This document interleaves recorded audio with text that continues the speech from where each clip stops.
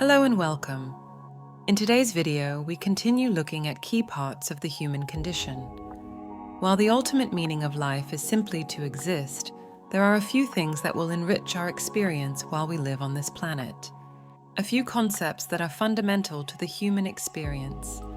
One of those is to have a clear aim in life, but definiteness of purpose is more than just this, which is what we will explore in this video. Definiteness of purpose is a fundamental concept in both Think and Grow Rich and Outwitting the Devil by the famous author Napoleon Hill. In these works, Hill explains that having a clear and focused goal is crucial to achieving success and avoiding a life dictated by outside forces. It is a principle that ties together one's desires, plans, and actions, forming the bedrock upon which all success is built. Hill describes definiteness of purpose as the starting point of all achievement. So, if you're interested in reaching some sort of achievement, this is a concept that will serve you well to wrap your head around. A word of caution, though, is to not attach too much importance to achievement in the physical reality, as life is primarily an inner game. However, why not do what you can to make your interactions with the illusion of 3D reality run more smoothly? Thus, in Think and Grow Rich, Hill emphasizes that those who succeed in life are those who have a clear sense of what they want. Without this clarity, it becomes impossible to harness the necessary energy to pursue one's goals. When you know exactly what you want, the steps required to achieve it start to reveal themselves, and the universe seems to align with your intentions. On the other hand, those without a definite purpose drift aimlessly through life, lacking focus, direction, and the will to persist through challenges.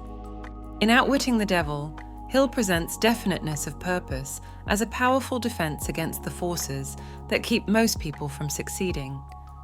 The devil, who may or may not also be viewed as a real entity by Hill, is portrayed as a metaphor for obstacles such as fear, doubt, and indecision. In the book, the devil explains how he controls people who lack the quality of definiteness of purpose. He describes them as drifters, people who go through life without clear goals, easily influenced by external circumstances. Drifters are prey to indecision and procrastination, traits that lead them into a life of mediocrity. Those who are definite in their purpose, however, are immune to these influences. They chart their own path and are resistant to external manipulation. Definiteness of purpose is not merely about setting goals, but it is about setting the right kind of goals, goals that align with your deepest desires and values. Hill suggests that this requires self-awareness and introspection. To be definite, you must first know yourself, understand what you truly want out of life, not just in terms of material success, but also in terms of personal fulfillment. He notes that many people fail because they pursue goals set by others or follow paths dictated by societal norms, rather than identifying what genuinely matters to them. Again, this requires introspection and self-observation as, for most of us, we, to some degree, adjust our behavior to conform with societal norms or what we think other people want from or expect from us. And this is usually something we do unconsciously, out of habit. It might take some time to notice it, but when you start spotting this tendency within yourself, it can reveal some quite shocking insights. Hill also stresses the importance of coupling definiteness of purpose with a definite plan. A goal without a plan is just a wish. The plan doesn't need to be perfect, but it must be actionable and continuously refined. The key, Hill argues, is not to wait for the perfect plan, but to take immediate action and adjust as necessary along the way. Success, according to Hill, often comes not from having the best plan, but from having the determination to stick with a plan and improve it through experience. In Outwitting the Devil, Hill portrays how even a weak plan, when pursued with definiteness, can become successful simply through consistent effort. Once you have a definite goal and a plan, it is important to avoid the pitfalls of indecision. Hill explains that indecision is one of the greatest enemies of success. In Think and Grow Rich, he asserts that leaders in any field are characterized by their ability to make quick and firm decisions.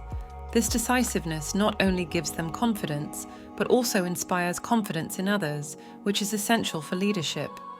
People who waver in their decisions, who are constantly changing their minds, create confusion for themselves and those around them. This habit of indecision leads to missed opportunities and a lack of progress toward one's goals. Another key aspect of definiteness of purpose is persistence.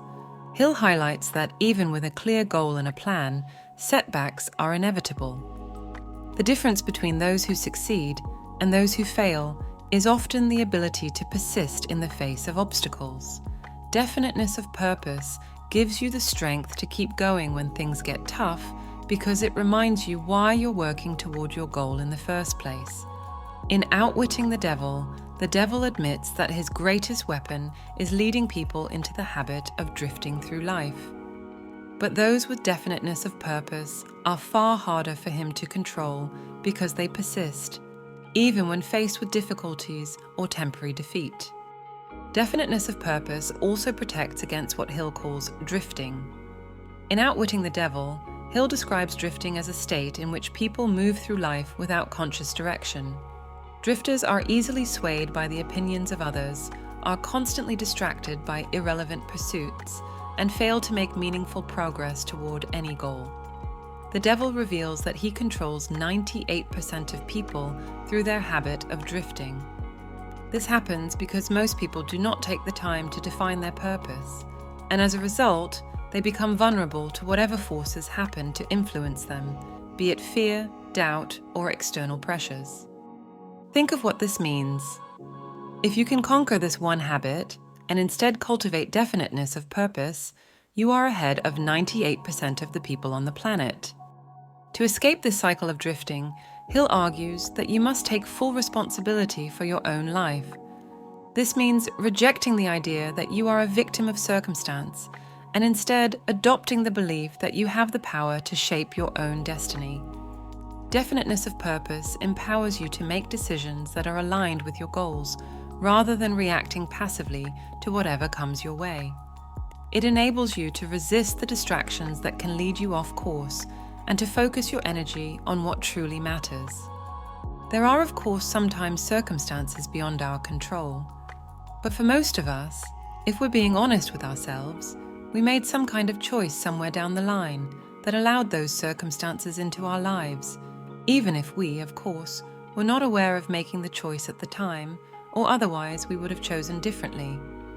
This also means that we need to be kind to ourselves with regards to past mistakes. It's water under the bridge, and had we known better, we would have done better. The big question is what you're going to do with what's in front of you right now, in the present moment. The importance of definiteness of purpose also extends beyond personal success. It influences every aspect of life. Hill describes how it applies not only to career or financial goals, but also to relationships, health, and personal growth. People who lack definiteness of purpose in these areas of their lives are just as vulnerable to drifting as those who lack career goals. For example, in Outwitting the Devil, Hill explains that many marriages fail because the partners lack a clear purpose in their relationship. They drift apart over time because they have not established a shared goal or direction for their lives together. Similarly, those who lack definiteness in managing their health or personal development often find themselves struggling with poor habits or a lack of progress. To cultivate definiteness of purpose, Hill suggests a few practical steps.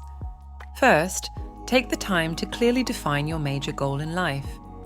This should be something that excites you and gives your life meaning. If nothing sticks out immediately, make a choice to the best of your ability anyway, and stick to it unless you really have good reasons to do otherwise, and do it wholeheartedly. This last part is important, as enthusiasm and engagement are things that have to be cultivated consciously. Being in contact with the emotions that drive you are part of truly living with definiteness of purpose. Next, create a plan for achieving that goal. It doesn't have to be perfect, but it should be something that you can begin working on immediately. Then, take action. Don't wait for everything to be perfectly aligned before you start. Take the first step and adjust as you go. Finally, commit to persistence. Know that obstacles will arise, but resolve to keep going no matter what.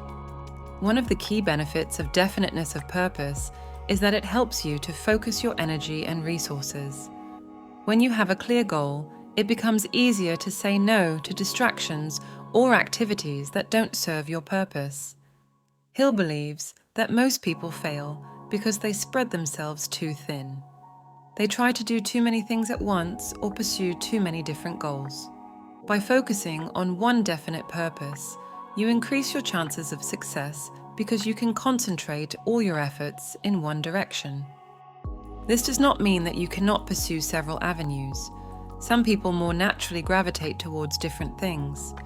But if this is true for you, the important thing is to learn to prioritize. Learn what to focus on right now and what has to wait till later.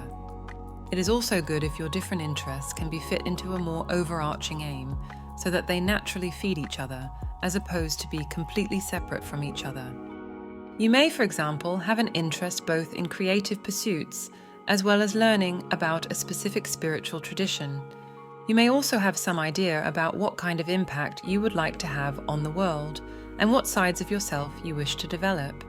You can then, for example, make all your pursuits fit into the impact you want to have on the world, and fit your self-improvement goals into this focus, as you inevitably will face challenges related to the sides you know you need to cultivate as you pursue your goal. You just need to be observant enough to recognize when they arise. Finally, we also have a whole video on the habit of drifting. There will be a link to it in the end screen in just a moment. So check it out, as it will help you to get a more clear understanding of these two very distinct ways of interacting with the human experience.